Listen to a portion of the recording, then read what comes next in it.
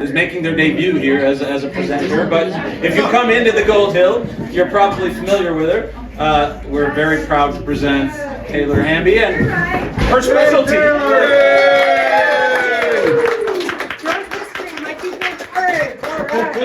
Look at this crowd. Was there like a free beer sign outside that I didn't see coming in? This is a great crowd. Thank you so much for coming in. It's nice to be on this side of the bar with you all tonight. So tonight we're going to talk about the spirited history of the Comstock. And no, we're not talking about ghosts tonight. We're talking about great spirits. So, cheers. I'd like to start this evening off on the right foot. If we could all hoist a glass skyward to the Comstock characters of the past and in present company. Cheers to you all, because we couldn't do this evening tonight without you. Cheers, everyone. All right, let's learn a thing or two, and hopefully we might remember some of it by the end. All right, the early days of the Comstock, pre-Virginia City.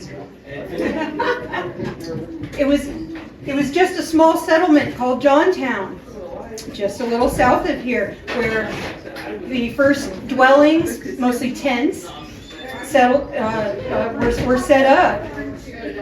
The early prospectors that were coming and going through this region, well before Virginia City was founded, often worked just to find enough gold or to buy enough drink and food for the day. At that time, whiskey was safer to drink than water. And so that was the name of the game at the time. Still is. Still is, absolutely. The first public structure in Johntown, which was a tent, as you see here, was a saloon. And later on, the first semi-permanent structure made out of wood was also a saloon. And we'll get into why in a second here. All right. A city is born. So this is a local legend, and whether you believe it or not is up to you, but this is the prevailing narrative of how Virginia City got its name. And I think more or less, I see a lot of historians and history fanatics like myself in this room. I think we've all more or less heard this story, but I'd like to read my favorite retelling of the story by, guess who? Lucius Beebe. All right. Fiddy was from Virginia, and nobody within hearing was allowed to forget it, sir. One epic Saturday night, while the camp was still young, while returning to his foxhole on the side of Sun Mountain, Fiddy found himself taken in wine. Solicitous against the inevitable morning after, he purchased a bottle of Old Reprehensible and headed for home. There was a fearful crash in the night, and those within earshot heard the voice of Old Virginia raised in oratorical key. "I christen this goddamn Camp Virginia," screamed Finney into the darkness. He had dropped his precious bottle, but he was going to have a christening party out of it, if nothing more. And so that's how Virginia City is said to have gotten its name. So the saloons. We're gathered here in a saloon this evening. Let's figure out some of the functions of a saloon. Surprise, it's more than drinking. Some of the functions, besides the obvious, the saloons in town served as town halls and civic centers here in town. This is a place where people could gather to have camaraderie and parties and civic functions. People would register their mining claims in the earliest saloons before that was centralized. People would engage in commerce and trade in saloons. It was also a place to get somewhere to eat, much like this fine establishment today. Several of you enjoyed our meal this evening, and it was no different in the early days of the Comstock. Also, lodging was available, usually upstairs. If you'd had one too many to drink, who hasn't been there before, there was a nice place to crash upstairs. They were also one of our first museums in town. before official museums, and I come from a Virginia City Museum background, as some of you may know, before official museums were established, our saloons served as museums to Virginia City's history. It was also a place where you could gather for entertainment, hopefully as we are this evening. But back in the day, the flavor of the entertainment was something along the line of dancing, gambling, and girls. And, of course, drinking.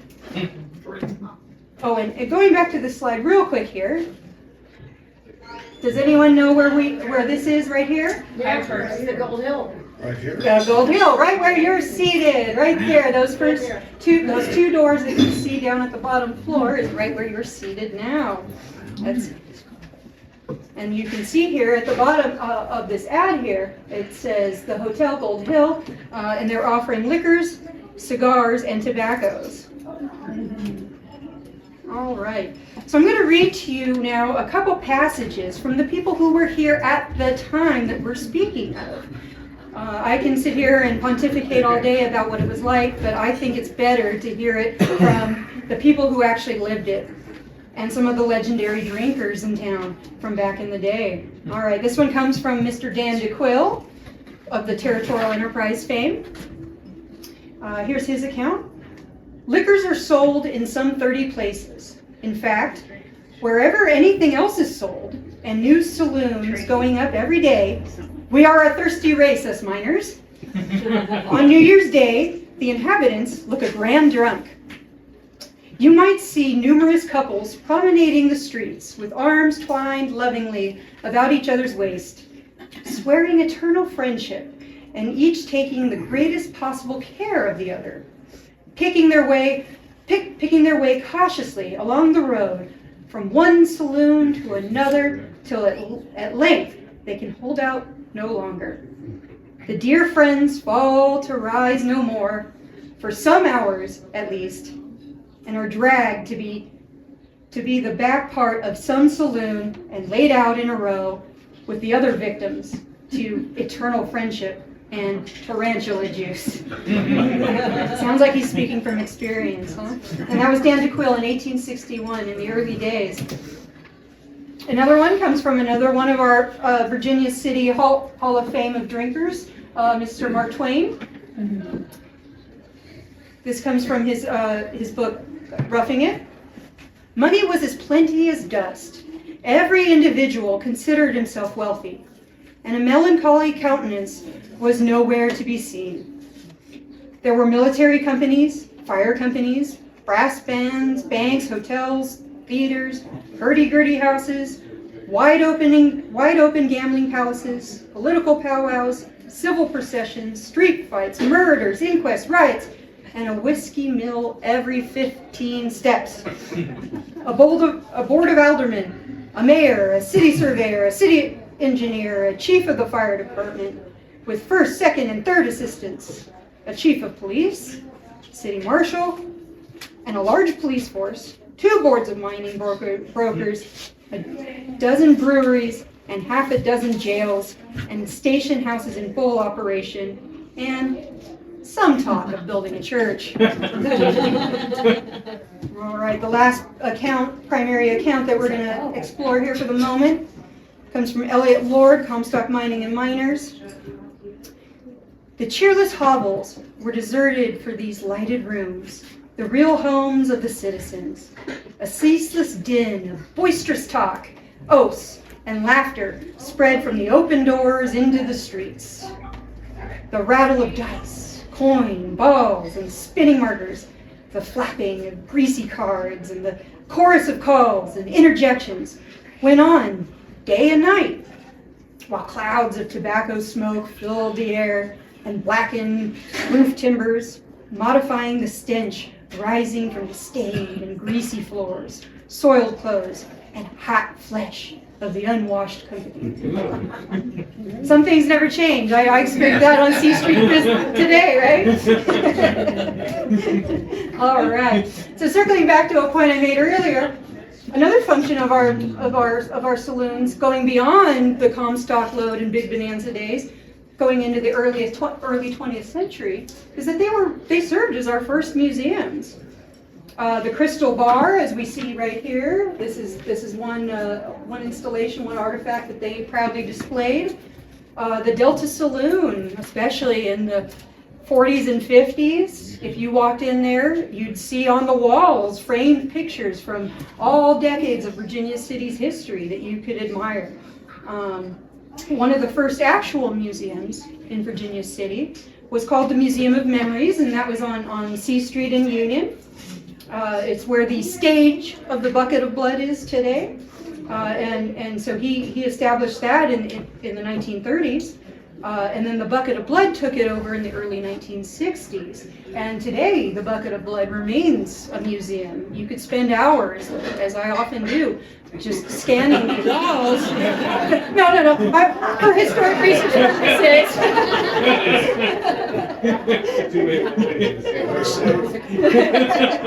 As I often do, scanning the walls of it. Well, with a drink in hand, all right, admittedly. And looking at the artifacts of Virginia City's history. It wasn't until the late 1950s when we had another official museum come along that's still around today. That was the Way It Was Museum in the late 1950s, started by Mr. Abe Kendall. And then, of course, just for perspective, we didn't have another official museum come along until the Fourth Ward School Museum in 1986. So up until these, in the a little bit in the 30s, but then again in the 50s and 60s, where you went to go see Virginia City's history on the wall was the saloons, and I don't think that is to be understated. All right, let's look at some notable saloons. So Mark Twain famously said that there were over 100 saloons in his day, and so we aren't even going to touch the tip of the iceberg tonight, but here's a few that you all should or likely do recognize, and we're going to explore just some fun facts about each of them. All right, starting with the Delta Saloon. It was established circa 1863. It was owned for a long time during that time period by two gentlemen named Orndorff and McGee, and I forget which one of them. One of the two, either Orndorff or McGee, was a fan of wild animals, a collector, if you will. So he saw fit, this is one of my favorite facts, he saw fit to install a cage in the back, and this comes from the pages of the Gold Hill News and the Territorial Enterprise, a cage in the back of the Delta that housed several wild monkeys. And there's accounts in the Territorial Enterprise and Gold Hill News that there were monkeys, especially one that took to drinking very heavily and very enthusiastically, and would get irate if he didn't have his morning eye opener. It wasn't kept in drink for the rest of the day.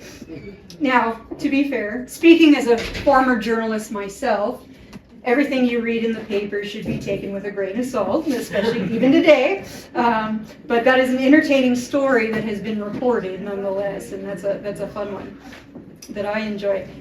In the 1930s, it became the Smokery Cafe, or the Smokery. And then it was reestablished as the Delta when a couple of Fourth Ward School graduates came back to town after serving our country in World War II. God bless them. Mr. Johnny Zalek and Eddie Coletti ran the Delta Saloon throughout the 50s and 40s. And then after that, it was sold to the Petrini family, who most of us know and admire. And they were excellent stewards of the saloon for several decades. This is the adopted home of the suicide table. It initially originated in the sawdust corner, probably as a legend, right, Joe? More than likely, as a legend. And that was Shorty. Was that Shorty Harper? Correct. Shorty Harper's sawdust corner. That's where you could first see the the suicide table, and then it eventually migrated into the Delta Saloon. Take your hat off, you can't see. And then the Delta Saloon ceremoniously reopened again here in 2024. All right. Oh, my crystal bar photo disappeared. Oh well. That's tech for you. He was here when I started, I promise. All right, the Crystal Bar is another notable saloon here in town. The original location of the Crystal Bar is not where it is today, or, well, it's not even there today, but it was originally where the Washoe Club is now, and the Washoe Millionaires Club would meet upstairs. It moved to Taylor Street circa the 1920s, and it was run for several decades with loving care by Bill and Margaret Marks. Today, it's the Virginia City Visitor Center. And as I pointed out in an earlier slide, this was one of our first AirSats museums in town, where you could see artifacts of days gone by from the Comstock and the Big Bonanza. Another saloon we have is the Union Brewery. It was established circa 1863. And according to a few old-timers in town, the legend that was going around in the 20s, 30s, 40s, 50s was that it was purchased by Al Capone, and this is legend and lore, but with a grain of salt. It was purchased by Al Capone for his favorite brewmeister in Chicago, Mr. Frank Bronco Lazzari. Nello Frank Bronco Lazzari. And Mr. Lazzari, I did look into this to verify, and there's no ties to Al Capone in Virginia City that I was able to find. But that's how the mob works, right? No paper trail. But Frank Lazzari did work in Chicago prior to purchasing the Union Brewery or operating it, and during Prohibition. So there might be some there. He did marry a woman from Dayton as well. So there's a little bit of anecdotal evidence to support this. I can't say that it's true, but it's a fun little legend. And that was word on this street back in the day. One of the great stories that I heard from Mr. Ron Gallagher, who we all know and love here, was that Bronco was going through a divorce to that young lady from Dayton in the 1940s. And so he sold the Union Brewery to Ron Gallagher's father, Doc Gallagher, for $1 during the course of the divorce. And after the divorce was finalized, Doc sold it back to Bronco Lazzari for $1. Later on, the Union Brewery was stewarded for several decades by Mr. Gordon Lane. Did anyone here in town ever meet Mr. Gordon Lane? A few of you? Very good. It was the site of his idiot test. And this was a fun thing that confused tourists. He would place a bar stool in the entrance of the Union Brewery door. Yeah, or a sawhorse. Or a sawhorse, some kind of barricade, absolutely, whatever was handy, right? So, did you pass the idiot test? I must have. So the point was, if you were smart enough to go around it and come in, then you were smart enough to drink in his bar. That's right, that is what I remember doing. I just shoved it aside and walked in. There you go, you passed. We always knew you were smart, Mr. Clark. All right, the world famous Bucket of Blood Saloon. So although the building is from 1876, the Bucket of Blood itself was established in the 1930s, I believe just shortly after Prohibition ended. It was prior to that known as the Senate Club. It was founded by Mr. Ursel L. McBride, the patriarch of the McBride family, who still run the saloon today. And just as we touched on a little bit ago, it was initially, where you first walk in on the right, that was initially straight back, all you had of the Bucket of Blood. But in the early 1960s, they took over the second building to the right, the Museum of Memories, and they knocked out that wall, and that's where the stage is today. And so it's doubled the size of what it was initially. And it, to this day, remains a premier Virginia City attraction and saloon. I've gone to different states and seen people wearing Bucket of Blood shirts and jackets. It remains to this day a premier attraction of Virginia City. All right, here's a fun, lesser-known bar. Did you know that Virginia City holds the world record for the smallest bar in the world? It did. So this was back in the 1940s. It was the world's smallest bar, the 32-inch, Doug's 32-inch bar. It wasn't yours, right, Doug? No, not yet. Different Doug? Oh, okay. Gives me something to shoot for. I was going to say, I could see this at your house, though. So Doug's 32-inch bar, 2 feet 8 inches wide. This was located in what was then called the Bonanza Inn in the 1940s. Today, you may know it as the King Mansion or the McBride family home. But at the time, it was a bed and breakfast and a premier, excellent place to get dinner and drinks. It was run by Halvor and Ginny Smesrud. Later on, they moved down the hill and reestablished Bonanza Inns. I think the last one was in Wally's Hot Springs. And yeah, so that's just a fun little fact there, that we hold the world record for the smallest bar.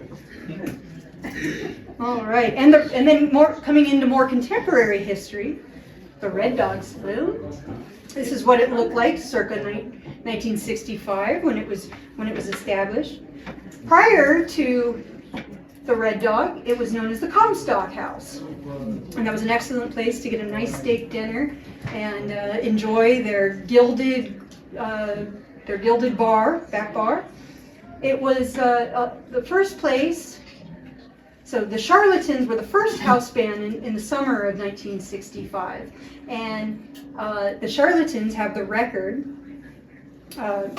legendarily speaking, for being the first band to play live on acid, the first band to put out a psychedelic rock poster for their first show here at the at the Red Dog, the first band to have the liquid light show playing behind them, that beautiful back behind the bar, or excuse me, behind the stage scene that you saw at almost every concert in San Francisco in the late 1960s, and They played so again on Oxygen. What's that? They played again on Oxygen much later. Oh yeah, that's right. No kidding. Yeah, the 50th anniversary show. Were you there for that?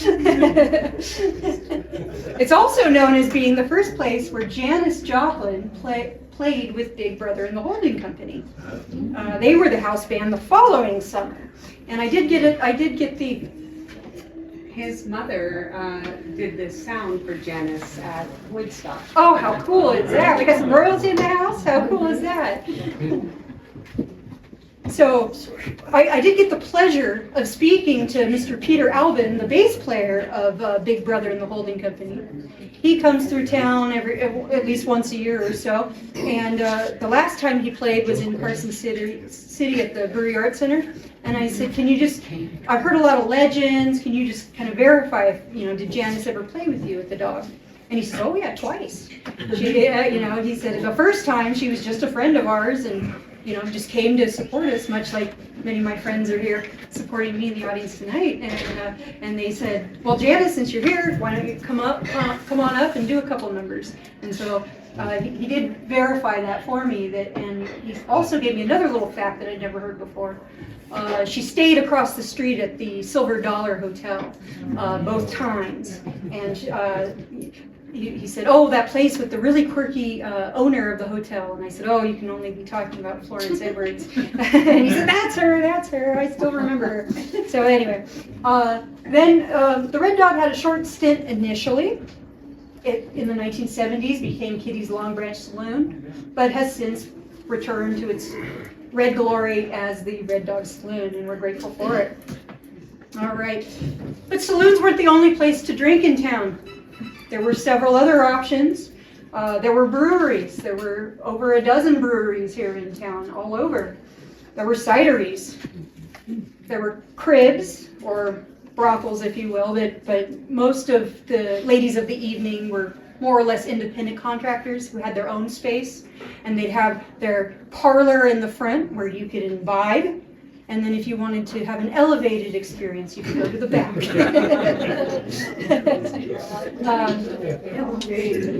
Same thing with the hotels, but not exclusively. Only you would go up for the hotels. And then there were also liquor stores where you could just purchase off the, you know, just, well, you all know what a liquor store is. What we see here is the bar of the Nevada Brewery on the far left in the 1800s. And then this is in the 1940s here, and this is the same bar, but it was turned into, in the early 1940s, it was a private residence, and that was the owner of the private residence, Mrs. Saray Andrus, famous Virginia city artist, and that is her enjoying her own home bar. But that is the one that you see there in the photo. All right, so what were people drinking back in the day? Red eye. What was it? What were you drinking back in the day? Red Eye. All righty. So you can't blame people for drinking. Well, in general, but I mean specifically back in the day. Water was plentiful there, but it wasn't potable in the early days of Washoe. And the Virginia City and Gold Hill Water Company wasn't incorporated until May of 1863. And so liquor and beer was safer to drink than water. Wow. Still is, right? Still is. You know what fish do in that stuff? Right? Well, I don't eat fish. Amen. And there's a famous quote. It's often attributed to Mark Twain. I've not been able to, but you know, if there's a good, smart quote, why not attribute it to Mark Twain? He's good for it, right? He lied about a lot of stuff anyway. Whiskey is for drinking, water is for fighting. And that was kind of the tone until the potable water was imported from Marlette Lake in the early 1860s. Some other drinks that were popular. Tarantula juice. It wasn't like in Mexico where you've got like a scorpion in it. No, it wasn't like that. No, it didn't have a tarantula in the bottle. It was just called tarantula juice, and we'll find out why in a second here. But it was kind of a rot gut liquor, often made with either wood grain and turpentine or both, and often mixed with tobacco, cayenne pepper, and or strychnine. But the name tarantula juice, as exciting and intriguing as it is based on its purported usefulness as a cure for tarantula bites. So if it kills the germs of a tarantula bite, why are you putting it? Do you want to put it in you? I don't know. But that was. It was worse than the tarantula bite. Yeah, well, exactly. But the tarantula bite didn't kill you. The cure would, right? The tarantula bites wouldn't hurt you anyway. At least you wouldn't feel any pain. All right. So although cocktails were pretty uncommon across America until Prohibition, Virginia City's always been a place of progress, especially when it comes to drinking. So cocktails did appear on the scene prior to Prohibition, thanks to Mr. Jerry Thomas. Where's Gary? There he is. Hey. Jerry Thomas's biggest fan in the back there. We'll get to him later. Okay, we'll get to Jerry in a minute. But so Jerry Thomas was an early bartender that we'll talk about in a little bit here. But he popularized cocktails on the Comstock. But prior to that, or by and large, you know, it was basically straight liquor and warm lagers and ales. That was the staple. However, Virginia City was an elevated place, and they were no stranger to imported champagnes. People who reminisce on the early days of the Comstock recall Virginia City and their days here as the days of champagne and oysters, having them imported daily from the port of San Francisco on ice with sawdust. And so right here, what we see is a wine list from the International Hotel, circa 1878, and it's a little hard to see. It's a little bit of a fine print. But we've got up here on top left billing there, is some Mum's champagne, extra dry, $4. And several other bottles of champagne, most of them being $4, the cheapest being $2. And just for some perspective, miners of that time were said to make $4 a day. That was a day's wages for that bottle of champagne. We also have claret. We also have burgundy, sherry, cider, malt liquors. I don't think Old English is on there. California wines, hock, port, Madeira. So this was really the place to be if you had an elevated palate for beverage. All right, some notable drinkers. Raise your hand if you're a notable drinker here in town. I see a few. I see a few regulars. Myself included. All right. By the numbers.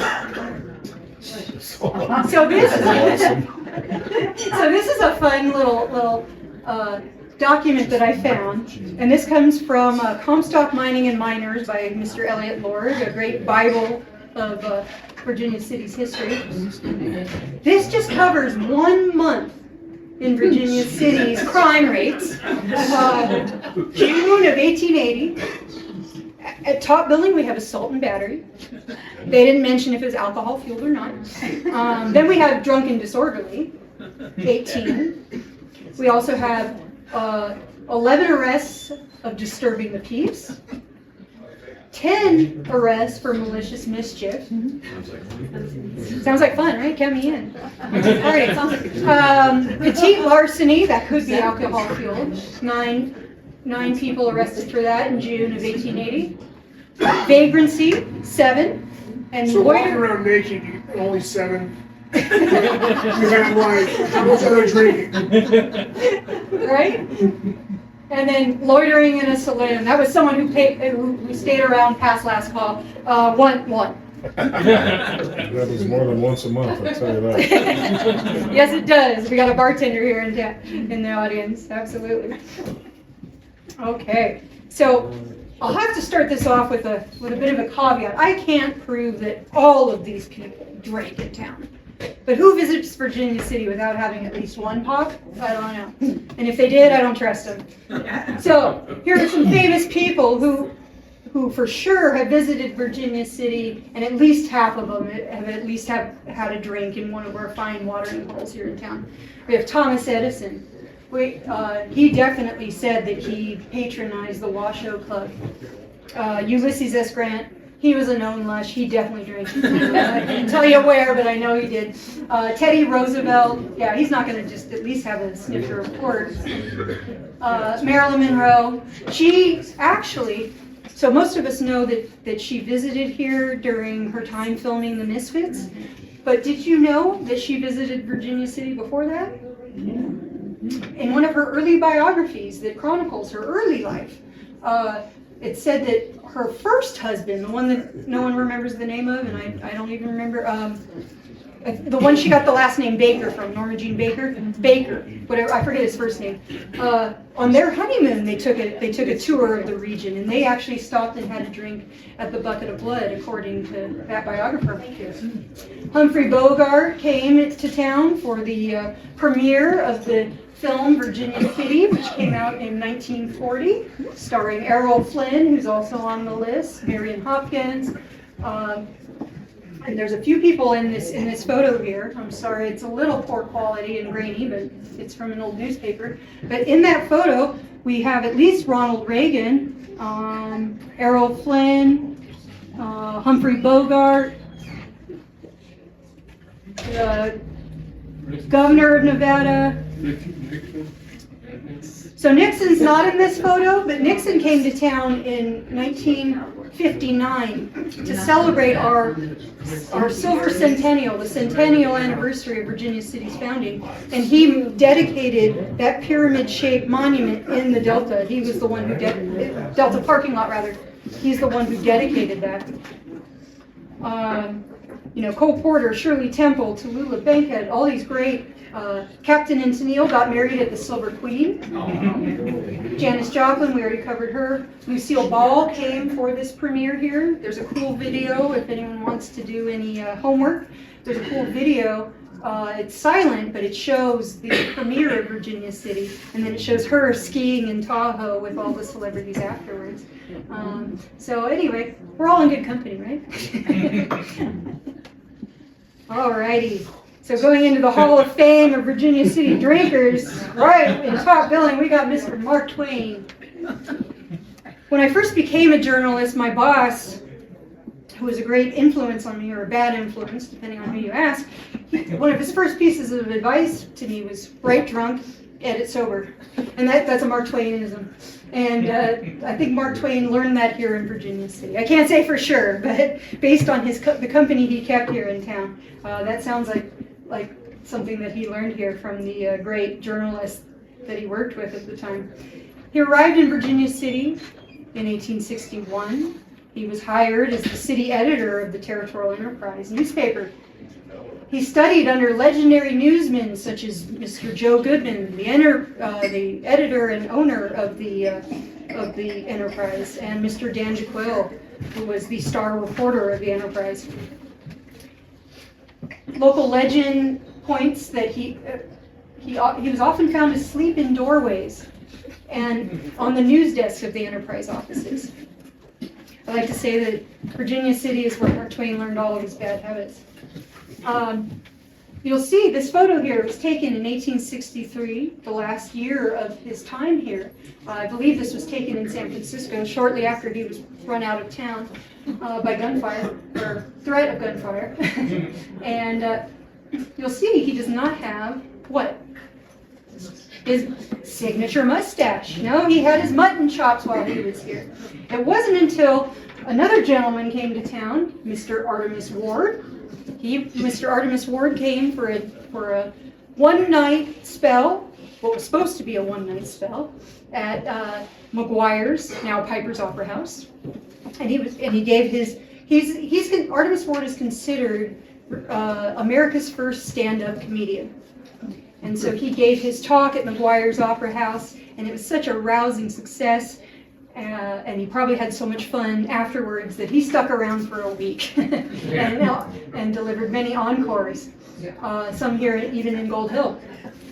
But him and Mark Twain hooked up immediately and became fast friends, and Mark Twain took it upon himself to show Mr. Artemus Ward the better angels of Virginia City nightlife, and they got rip-roaring drunk. And there's a fun story in Artemus Ward's memoirs where after one night of debaucherous drinking, they stepped out to the east side of an exit of a building and either hopped on a roof or just straight up jumped onto a roof from the back exit and hopped from roof to roof all along Chinatown.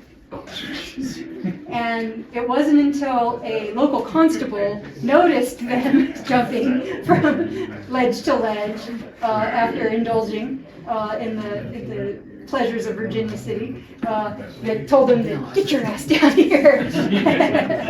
And so they did. But Mark Twain and Artemus Ward stayed in touch after Artemus continued his tour. And Artemus Ward had a big bottle brush mustache.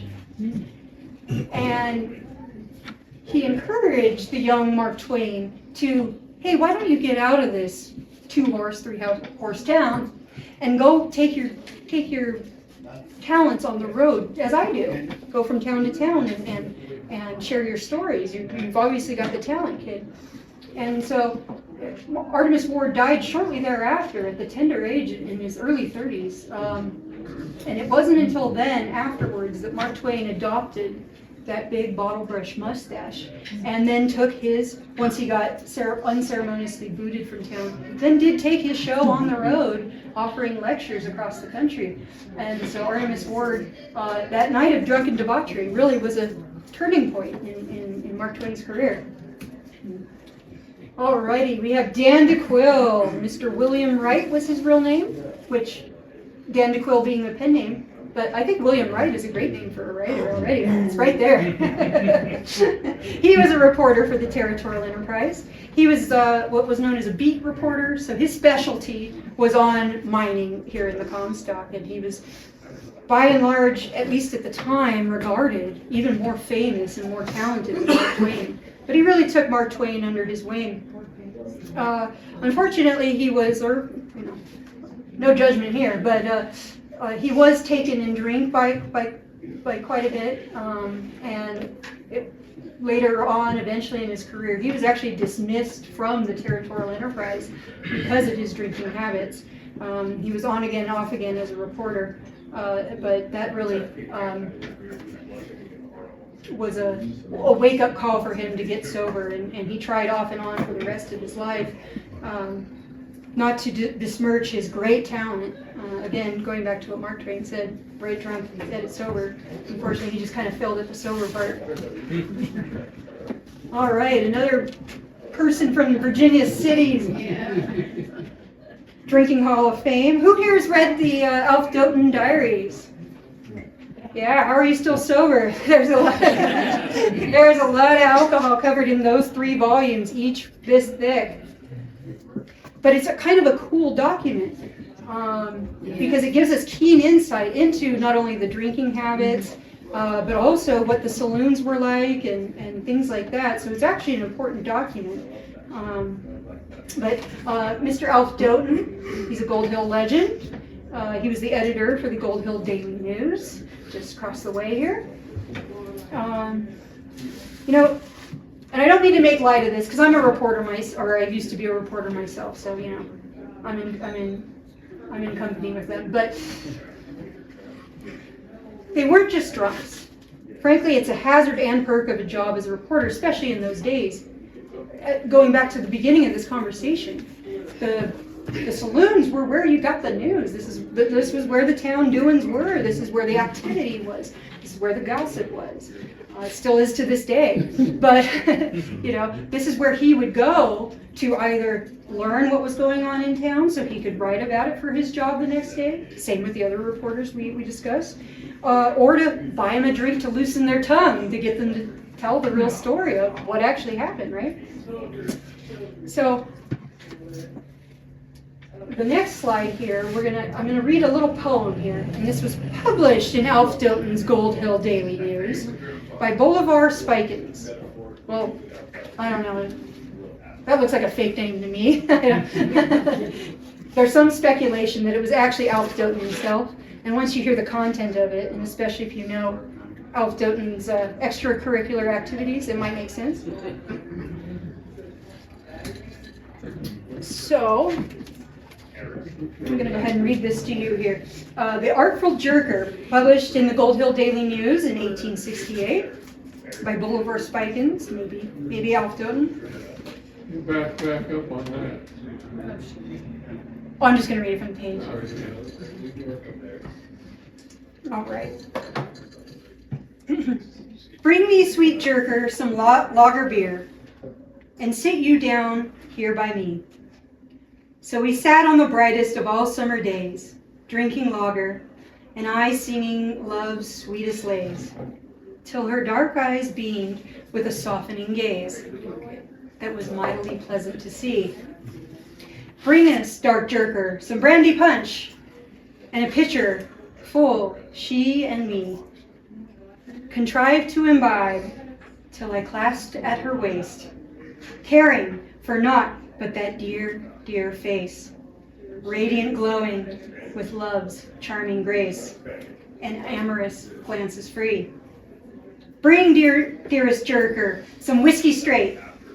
We drank it, and she drank down, and she sank down, same thing, into my lap, and I dreamed to my breast. My darling, young gal from Sonoma I pressed, and we both sweetly snored in the realms of the blessed, the lovingest pair in town. Darn that old jerker! Ah, she was a bilk of the very first water I own, for when I awoke, I found I'd been sold, gone through by this jerker, so loving and bold. She had robbed me of $63 in gold and vamoosed for parts unknown. So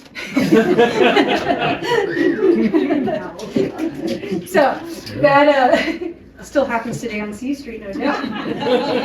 Alrighty. So another, coming into more contemporary history here, we have 4-Day Jack Sonara, and I just love his nickname, 4-Day Jack. He was the legendary chef for the Delta Saloon in the 1950s. And to this day, I still hear people talking about how great his cuisine was. But he got his legendary, and that's 48 Jack on the right there, playing with Mr. Len Haffey, the legendary Wheel of Fortune the dealer of the Delta. He got his great nickname, 4-Day Jack, because he often spent 4 days on the wagon and 4 days off. And having become a bartender in Virginia City who works 3 to 4 days, I understand that sentiment. Makes more sense now. Alrighty. Oh, you knew I couldn't do a talk without muscling these guys in some way. Alright. Lucius Beebe and Charles Clegg. Lucius Beebe and Charles Clegg were proud promoters and participants of Virginia City's drinking prowess during their time here in the 1940s and 1960s. They ran the Territorial Enterprise newspaper, where Mark Twain first got his start. They restarted it in May of 1952. We just passed the anniversary last week. When they moved to town, they were so enchanted, or prior to moving to town rather, they were so enchanted by the town that they thought we should set down our stakes and move here. And Lucius is famously credited as turning to Chuck Clegg and saying, after walking up and down the boardwalk and sampling the saloons, "Why, the moral tone is so low and the alcoholic content so high, we could be practically inconspicuous." And so it seemed like a good place to call home, and they did.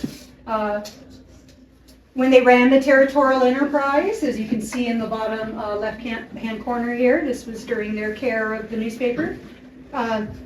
It featured each week some local saloon gossip in the Comstock vignettes page, and ads from national liquor brands and prestigious bars across the country. Jack Daniels and the Buena Vista in San Francisco would make custom ads featuring Lucius Beebe to include in the Enterprise. And they were very proud of Virginia City's drinking prowess. This headline you see here says, "State seeks Suds crown.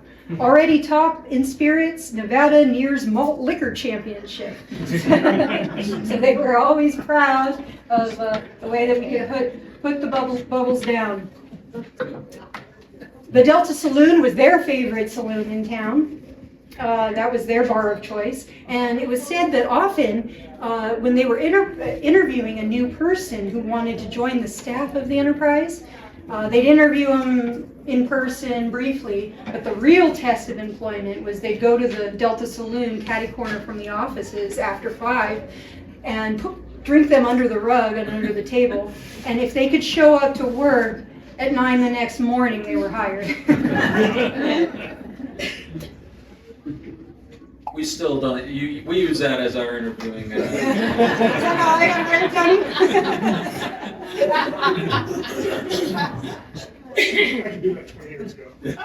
Speaking of. Taylor managed. Speaking of. Okay, Rico? Thank you. All right. Not to toot my own horn here, don't worry, I didn't include myself. But here's, what is a bar without a good bartender? Am I right? We go to the bar for the bar, we go for the bartender. There's a few good bartenders in here. Yes, absolutely. Home, public, otherwise, absolutely. So if you were a good bartender back in the 1860s, you earned a nickname. Gary, what was it?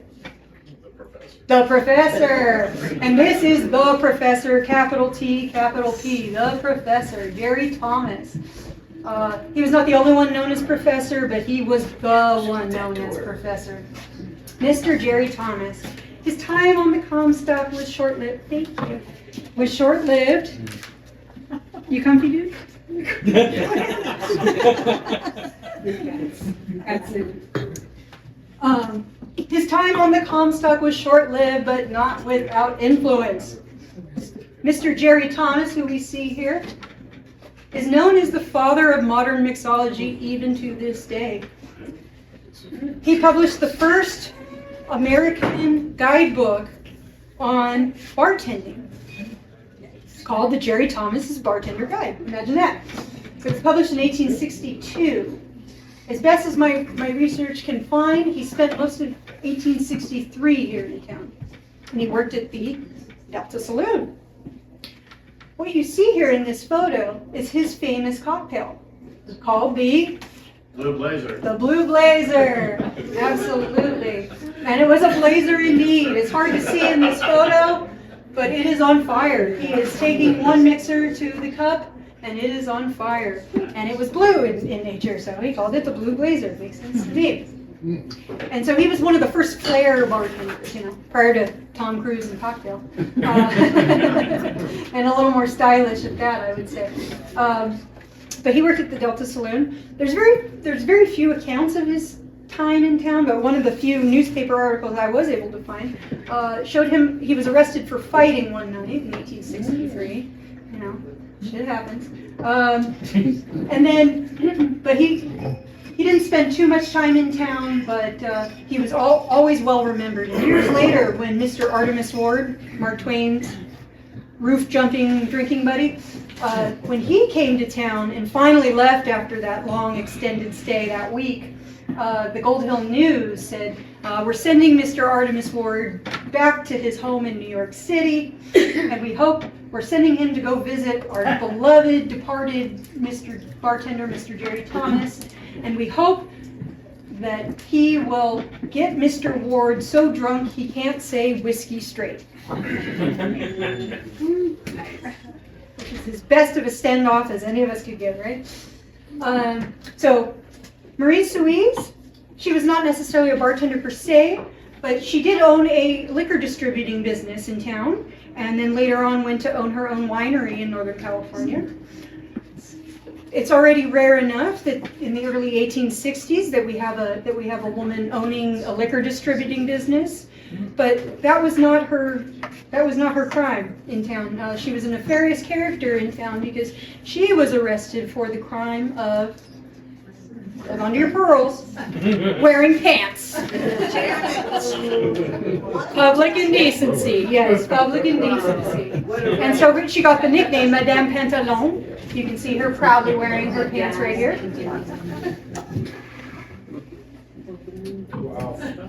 Right? Wow. Cheers. Cheers. Wearing pants, right? Amen. Alrighty. So I don't have a picture on file of Mr. Coletti, but I know there's a few people in this room that had the pleasure of meeting Mr. Coletti, and he's not forgotten. I enjoy reading about him in the Beebe and Clegg era enterprise. This was Lucius Beebe's favorite bartender, so there's lots of stories about Mr. Coletti as a barkeep. And later on, he was the primary bartender at the Delta in the 1950s up until 1959, when he became Story County's Justice of the Peace. Until 1987, several decades running. It's a long time Story County Justice of the Peace. And I'm going to turn it over to Mr. Beebe here. This was a great article, a little snippet here where he talks about Mr. Coletti circa 1965. Handsome and jovial Eddie Coletti, once the enchanting senior barkeep at the Delta Saloon, now soberly garbed as a Montgomery Street banker in his role as Justice of the Peace and the Comstock's first citizen. Well, he may sing with Gilbert and Sullivan that I am a judge and a good judge too. But good judges are easier to come by than good bartenders. And the courthouse's gain is the Delta's loss. Cheers to that. I might be biased, but I really like that clip. Alrighty, here's another local legend. Yeah, how could I not? Let's go. Round of applause for Mr. Powell.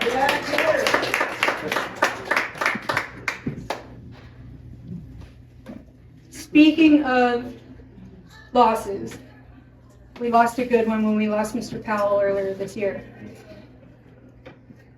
Mr. Powell was the preeminent bartender and later on owner of the Sutro Saloon down at the Sutro Tunnel site in the mid to late 1960s. There he is, looking very handsome, right behind the bar there. And there he is in the 1980s. That's a Bill Germino photo there, as we all recognize him there. He was known as always being a sharp-dressed man. The proof's right there. Nothing more need be said. You know, he was a passionate local historian. Anytime I got to talk to him, and I'm sure many in this room share the sentiment, it was always very enjoyable hearing his stories, either what he learned, knew, or lived.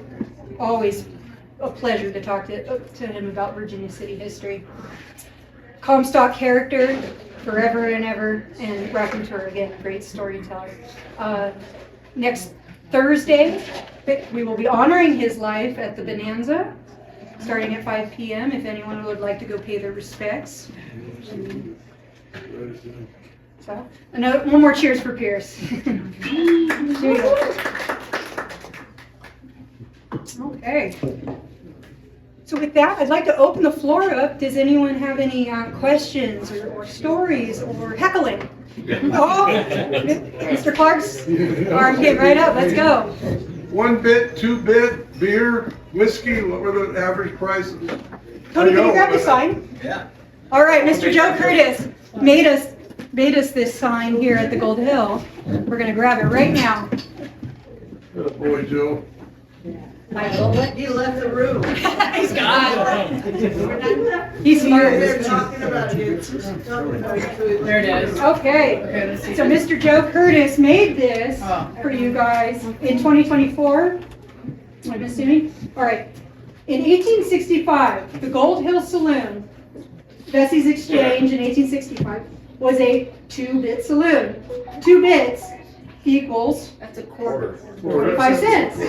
Exactly. Oh, we got a big brain crowd here. All right. In 2024, the Gold Hill Saloon is a 26-bit saloon. So that hangs on our bar to this day. However, that speaks mainly of whiskey. Beer was cheaper. True, absolutely. Yeah, beer was 1 bit usually. You would know that. So you were there, right? Yeah. So going back to that international. I remember, that's all I remember. Right? And So then going the back. other thing would be that in many cases, if they didn't have any money, the man would give a bullet, which was worth 1 bit. Oh, I like that. Thank you. We learn from each other. So to your point, absolutely, Mr. Clark. For real. We got malt liquors here, malt liquor here on the international wine thing.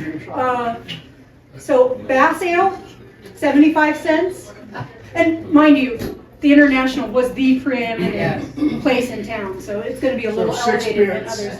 6 bits? I was never good at math. I'll take your word for it. A porter. We do have some 2-bit beer.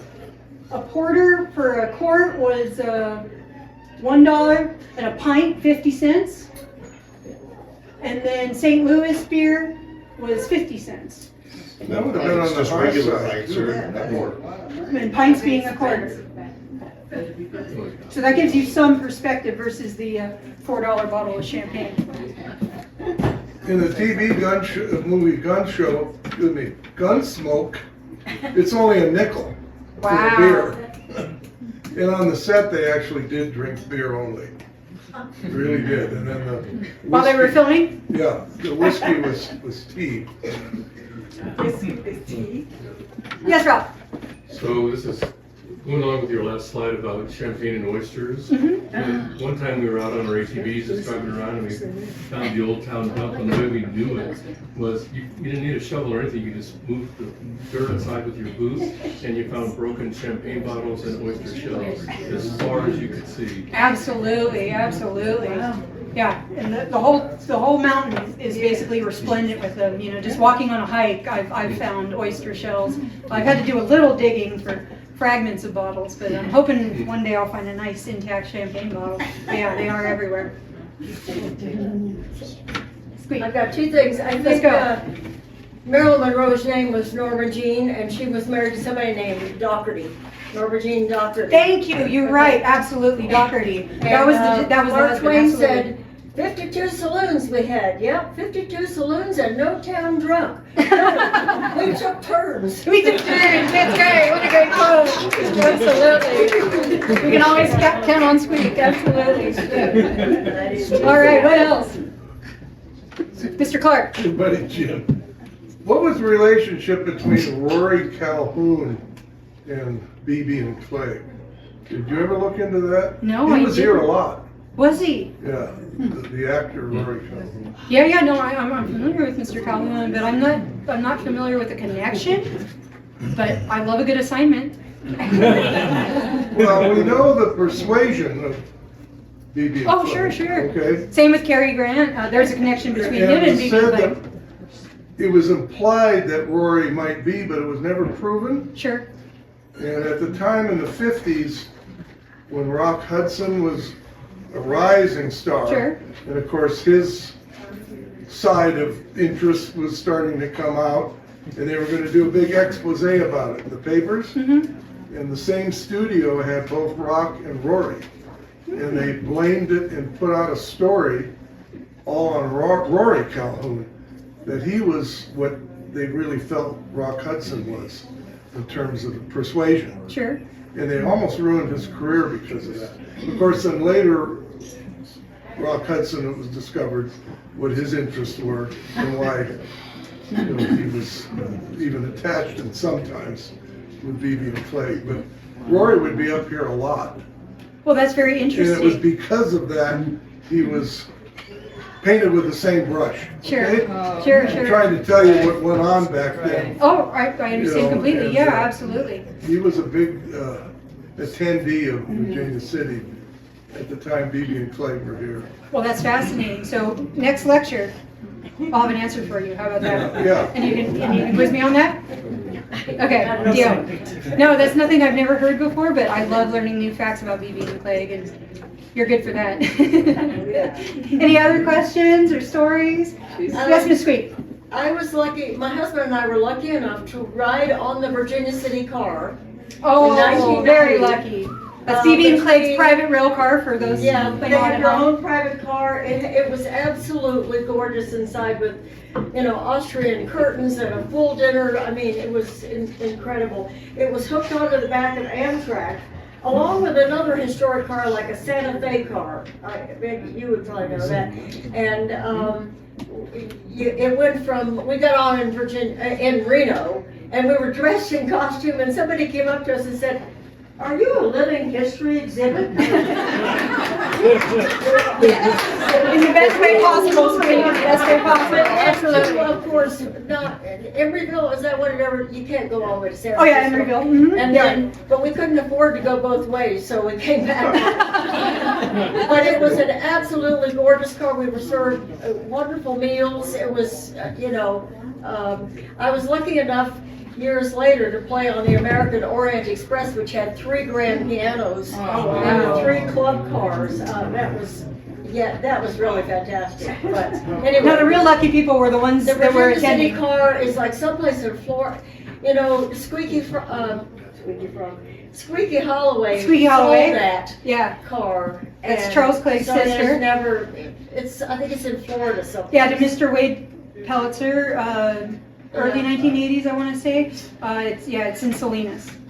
It is for sale if anyone. Yeah. Yes, sir. So how did Virginia City tie into Genoa and the bar scene there?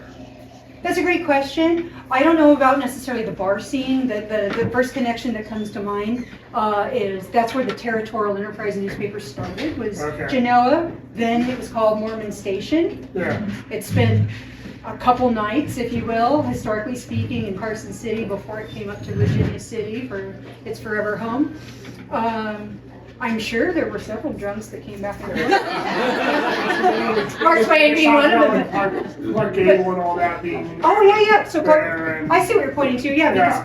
Clark and Carol, or Carol Yeah. Lombard are said to have drank there. Yeah. I can't say for sure that Carol Lombard ever came to Virginia City, but Clark Gable is said to, or at least that's what the plaque at the Crystal Bar, for whatever that's worth. But wherever Clark was, Carol was not far behind. I know they took after they eloped in early World War II, they took a grand tour of the West, so it wouldn't surprise me at all. It's just not something I've come across in there. But yeah, I mean, you're just an hour that way. What's going to stop you from coming up here, right? Especially if you're taking a road trip. So I don't know for sure. All I can say is that as a bartender here, and I say, oh, welcome to the oldest hotel in Nevada, people go, well, what about Genoa? And I said hotel, not saloon. So, but yeah, that would be something I'd be happy to look into for the next time, yeah. Unless anyone has any insight. The connection in Vegas too, right? They've got outside of Vegas. Yeah, they went to like Good Springs. Yeah, Good Springs. Yeah, the Pioneer Saloon, I was just there a couple weeks ago. Exactly. Yeah, that goes back to that grand tour of the West that they did on that honeymoon. My kind of honeymoon. Yeah. Yes, sir. I wanted to add a little bit of something to what she was saying about Please. taking the Virginia City car across the country with Lucius and Beebe. But when I was a kid in 1949 and 50, they had the the Georgia Northern car. That was their first Parked- private railroad car for anyone Parked playing there on in the the home. Carson Yards of the V&T. Right, yeah. And I would go there quite often and go Oh. and sit and visit with them or just waste some time. And like she said, it was, I don't know if the Virginia City was any better than the other one, but they were very fancy cars. No kidding. And it was a big draw for to have there in Carson City in the yards at that time. So did you actually get to meet them at the time? Pardon? Did you actually get to meet the gentleman at the time? Yeah, I talked to both Clegg and Beebe Wow. Lucky you. before they moved back up here. That's right, you're absolutely right. So that was their home before they got their home on A Street in 1949. They lived in the Gold Coast car in the Carson Yards, as you're saying. Wow. Thank you for sharing that. What a blessing you had to get to meet them. Yeah. Thank you. I don't know how many did it too, but I was, yeah. Very lucky, very lucky. Mr. Clark. The Gold Coast is on exhibit at the California State Railroad Museum. Yes, And it the is. Virginia City is now for sale. Yes. It has been dropped from $1 million to $650. Oh, I understand. We're going to pass around a hat. Yeah, we're going to pass around a I just hat. wanted you to know. Okay. All right, I'll save my tips. Should we have a raffle? It's Yeah, exactly raffle. like Squeak described, because I've seen it also, and it's a long story why it's for sale, but it has a lot to do with the way Amtrak treats the private car. Unfortunately, but Yeah. true, absolutely. Yeah. All right, what else, guys? Yes, One sir. more question. Lucius Beebe and Charles Clegg, what was their favorite haunt in Reno for Haute cuisine and cocktails? That's a great question. I can't say for sure. You sound like you might know the answer. Oh, I do. You do? Okay, okay. So I know just from reading the Enterprise, they do talk about the Mapes a lot in their friendship with Charles Mapes, especially the cocktail lounge at the top floor. There's an Italian restaurant that I see a lot that I can't name, but please enlighten us, please. It's called Eugene's. Eugene's, that was it, that was it, Eugene's. I'm like, I can see the ad in the Enterprise. Yeah. Eugene's. Eugene's, and everybody who was anybody in those days would go to Eugene's, and I think they maybe even had a booth. You know, Oh, no Lucius doubt. Beebe and Charles Clegg, special booth. No doubt. Oh, I wish it was still there. No, it's where the pepper mill is today. Alas. Did anyone ever go to Eugene's? All right, we got a Eugene's. Nice. Lucky My you. stepfather was one of the managers of the Nevada Club. Oh, And cool. He practically hung out with the jeans. Nice. Well, he's in good company, apparently. Thank you for sharing that with us. What else, guys? Are we thirsty? Do we need a refill? All right. Thank you so much for enjoying.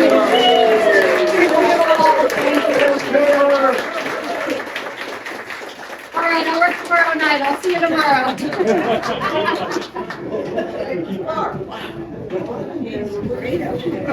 It is.